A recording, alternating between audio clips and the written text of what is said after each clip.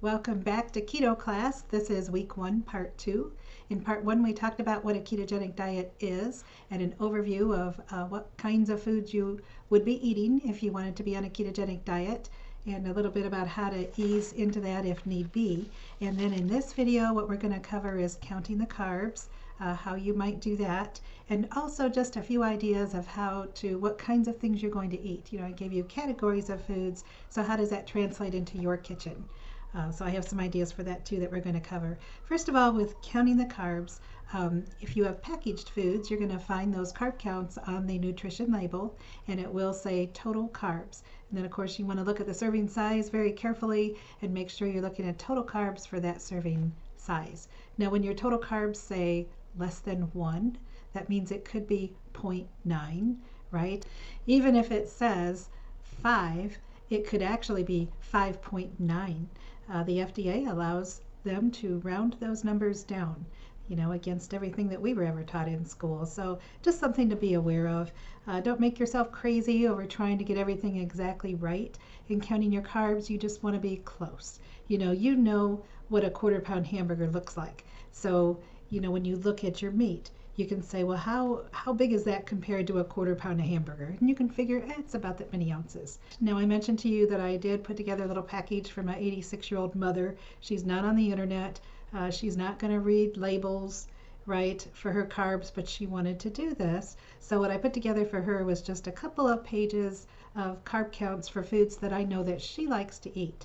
So, and even then, 6 spears of asparagus. It's like, well, big spears or little spears? Like, don't go crazy over it. Just get close. When you're logging your carbs, get close. And then if you get into trouble, if you find out you're not losing any weight and you think you've been eating less than 20 carbs a day, then you might want to actually pull out some measuring cups and a little scale and some teaspoons and measure your things for a week and see if that makes a difference. But in the beginning, you probably don't need to go to that extreme. You can probably guess and get close enough. So here's the list that I made for my mother. If you want a copy of these, you can send me an email. I'd be glad to email them to you. These may or may not be the kinds of foods that you like. They were just things that I looked up that I know she likes to eat.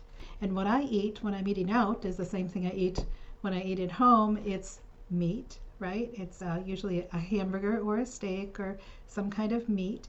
It's eggs, bacon. Those are the kinds of things that I eat when I'm out. If I want a vegetable, then I know that I'm going to have salad or broccoli, cauliflower, asparagus, coleslaw, green beans, or zucchini, right? That's what I'm going to eat. So just with this, when you do eat out, and you go to McDonald's, Wendy's, Burger King, Culver's, Sonic, I know there's the places she goes, but you can order a hamburger a la carte. And you feel kind of stupid at McDonald's counter saying, I'm going to order a la carte, but on the cash register, they have a button that says a la carte. And if they press that button, it's over on the right-hand side. I'm showing you because they may not know. It's a button called a la carte. They can press that, and then you tell them you want a quarter pounder, just the meat, and it's $2. Some places it's less than $2, but it's about $2 for your quarter pounder. So you can have 2 or 3 or 4 of those, however many you want, and it's going to be cheaper than ordering the quarter pounder and just losing the bun. And they'll give you a knife and a fork. Some of them will wrap it in a lettuce leaf if you ask them to do that, so you can eat it with your hands if you want, but they all give you a knife and a fork. So, and they all have salads. They have Diet Pop and iced tea if you want something a little extra. Another thing that I told Mom, I know she likes her little extras, I told her fruit. She can have a fruit cup, and that may put you over, probably will put you over your 20 carbs for the day, but if that's the worst thing that you do and you do it once or twice a month, it's not going to hurt you really. All right, so you just want to skip the bread, skip the potatoes, skip the rice, the beans, skip the dessert. Those are the things you're going to want to skip. Pizza. We all like our pizza, right? And you just want a pizza that doesn't have the crust. And I know some people who can just eat the toppings. I've always really enjoyed pizza. I cannot just eat the toppings. If I have a pizza on the crust on my plate, I'm going to eat it. But if you ask them to make you a pizza without a crust, many of the places now will make you a pizza bowl. They'll make you a crustless pizza. And most of those are pretty good. That'll work pretty well. The other thing is you don't want to get bored with your food. Okay, and I'm a very simple cook, and I'm going to link at the end of this video. They're excellent cooks. and they have come and put together some really great recipes a lot of people enjoy. It's harder than when I want to work in the kitchen because I'm happy with the simple, give me a hamburger, give me some meatballs. We're good to go here with that kind of stuff. Bacon, right? Occasional steak, we're good with that kind of stuff. But if you want to do something a little more fancy, there are people who have figured that stuff out, and you might want to try some of those things. One of the things I did for Mom, she liked her fruit cup. Every day she has a Yoplait yogurt cup with fruit in it, with berries. That's 33 carbs. So I played around a little bit. Foggy Total 5% yogurt has 3 carbs for a half a cup. So I took that, added a couple of cherries, cut them up, quarter the cherries. I take frozen cherries and I quarter them, and you can put in a packet of stevia, and you've got a nice little yogurt for just 7 carbs. And if you really want to get fancy and have a cherry cordial yogurt, you can take some unsweetened baking chocolate and take, a half of a square and chop that up for another, I think that was another carb. Yeah, it's 1 carb. You break that up and put that in there. That's pretty good. I have an ice cream recipe that I made up. My husband and I had a daily ice cream habit at one point. And so when I was coming back to low carb after one of my detours, I knew we needed our ice cream. That's what we were used to doing every night. And there's a big transition to just drop it all of a sudden. So I made up an ice cream, and there are lots of great recipes on the internet for keto ice cream. But I needed something simple.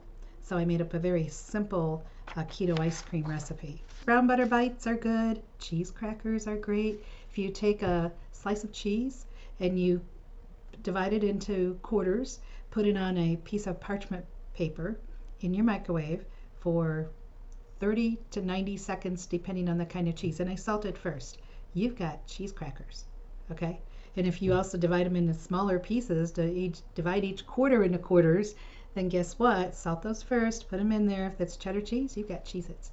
So that is a really nice little treat. Cheddar cheese, we also sometimes put taco seasoning on them before we put them in the microwave. And if you would rather put them in the oven, if you want a bigger batch, or if you just don't want to use your microwave, you can put them in the batch at 350 degrees. And I don't remember how long those cook. It might be 15 minutes or so. And then and they'll spread a little bit. If you don't want them to spread, you put them in at 250, 275, 250. They take a long time that way, but they don't spread. So that's a fun thing you can do. Little egg custard that I do is a recipe I made up after looking at a lot of different custards, things that were certainly more complicated than what I wanted to do. Do you see a theme here? So that was a cross between a custard and an eggnog was the recipe that I came up with, and we really like that one. Bacon, I love bacon. So oven bacon, you can actually cook your bacon in the oven. Just lay it on your sheet pans, put it in the oven at 350 to 400 for 15 to 20 minutes, and it comes out great. It's a lot easier to do that way. Bacon chips, Dr. Berry has a video, or maybe Nisha's channel has a video of how they make bacon chips. And you just take a big old pot, you take your bacon and you slice it into quarters, long ways and quarters. So you have 4 chunks. Throw those chunks in. You don't even have to separate them. Throw them into the big pot on top of the stove, medium-high heat, and you stir them, put the lid on, and just stir them every few minutes. And that only takes 15 or 20 minutes, a whole pound of bacon. And then you want to drain those on your paper towels, and you have bacon chips.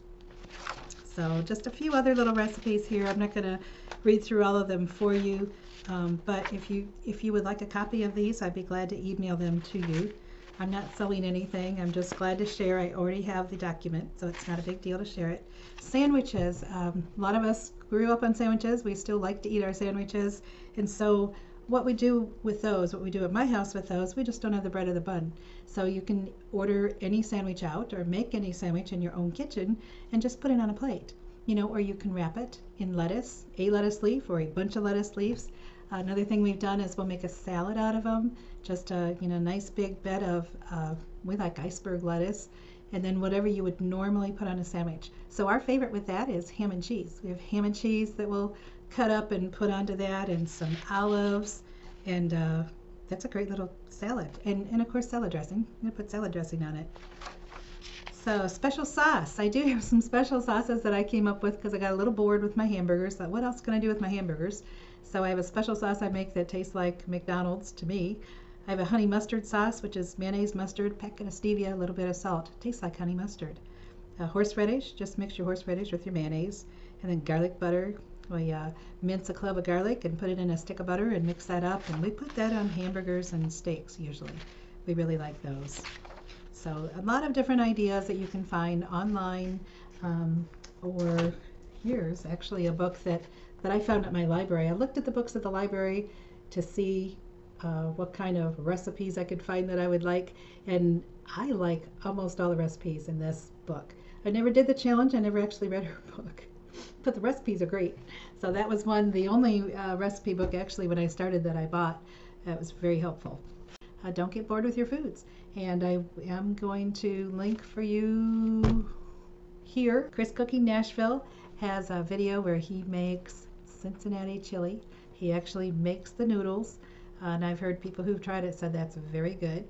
And then Ketogenic Woman also has, her most recent one that I saw was where she made buns. She made some hamburger buns that looked pretty good, and actually those don't look too hard either. So take a look at those, and we will be back with our next segment. We'll deal with Carb Manager, how to set up and use Carb Manager.